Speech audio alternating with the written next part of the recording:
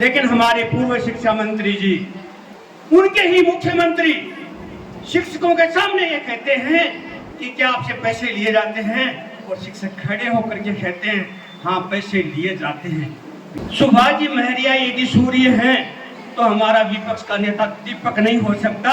वो हल्ला करने से आदमी अच्छा नहीं हो सकता। सड़क आती अटल पथ, डोटासरा जी कहते हैं मैंने करा दिया, तो फिर अटल पथ नाम क्यों रखा भाई? जब ट्रांसफर होता है शिक्षकों का तब तो कहते सुभाष जी महरिया ने करा दिया, और विकास की रोड आती है मैंने गवर्नमेंट डोटासरा लगा दी। यार ये दोनों काम ले लिया तो या दोनों ही करते थे। आगे चुनाव आने वाले हैं, चुनाव का बिगुल बढ़ चुका है।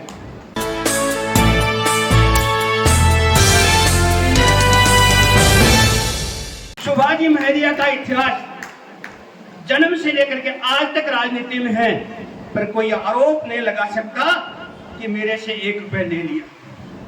लेकिन हमारे पूर्व शिक्षा मंत्री जी, नेता विपक्ष, उनके ही मुख्यमंत्री शिक्षकों के सामने ये कहते हैं कि क्या आपसे पैसे लिए जाते हैं, और शिक्षक खड़े होकर के कहते हैं हाँ पैसे लिए जाते हैं।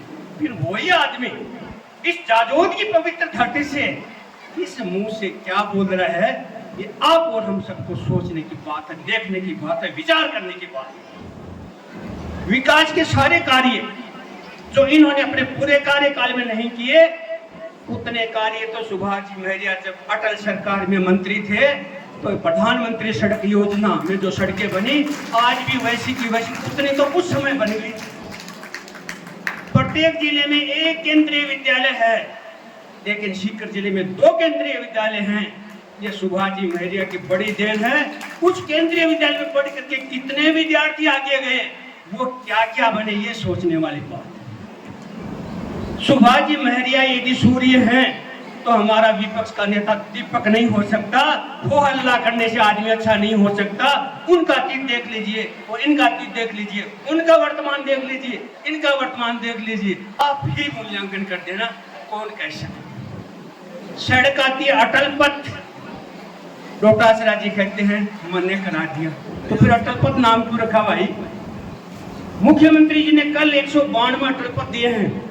अपने भी बठोट एक अटल पथ आया है 1,92,00,000 रुपए। वो कहते मैंने करा दिया, अखबार में नाम दे दिया। ऐसे होता है क्या? लेकिन हमारी सरकारी सेवा के कुछ अधिकारी भी इस बात का थोड़ा ध्यान कर लें कि हर गलती कीमत मांगती है, इसलिए थोड़ा सा विचार करने की जरूरत है। इसमें लापरवाही ठीक नहीं है, क्योंकि झूठ का साथ देना खुद झूठा है, वो ही झूठ का साथ देता है। आज के दिन 2.5 साल में जो पुरानी योजनाओं की घोषणा हुई थी, उसमें राजस्थान सरकार कितना पैसा दे रही है, केंद्र सरकार कितना पैसा दे रही है, ये आप सबको पता है। जब ट्रांसफर होता है शिक्षकों का तब तो कहते सुभाष जी महरिया ने करा दिया, और विकास की रोड आती है मैंने गवर्नमेंट डोटासरा लगा दी। यार ये दोनों काम ले लिया तो या दोनों ही करते थे। उल्टे काम क्यों करता है?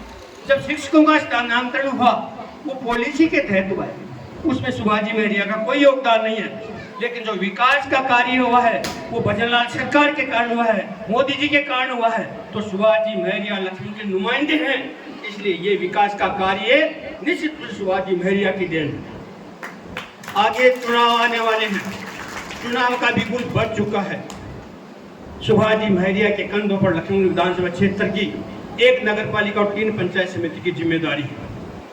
उस जिम्मेदारी को हम अच्छे से निभाएंगे और 100 का 100% परिणाम देंगे, तो निश्चित रूप से राजस्थान सरकार में और भारत सरकार में सुभाष जी महरिया की बात 4 गुना सुनी जाएगी, और लक्ष्मणगढ़ विधानसभा क्षेत्र में हर तरह का विकास होगा, चाहे स्कूलों का विकास हो, पानी का हो, रोड का हो, बिजली का हो, किसी भी तरह का विकास हो, निश्चित रूप से जोरदार विकास होगा। इसी और आशा और विश्वास के साथ आपने यहाँ इतना जोरदार कार्यक्रम किया, उसके लिए मैं आपको बहुत बहुत बधाई देता हूँ।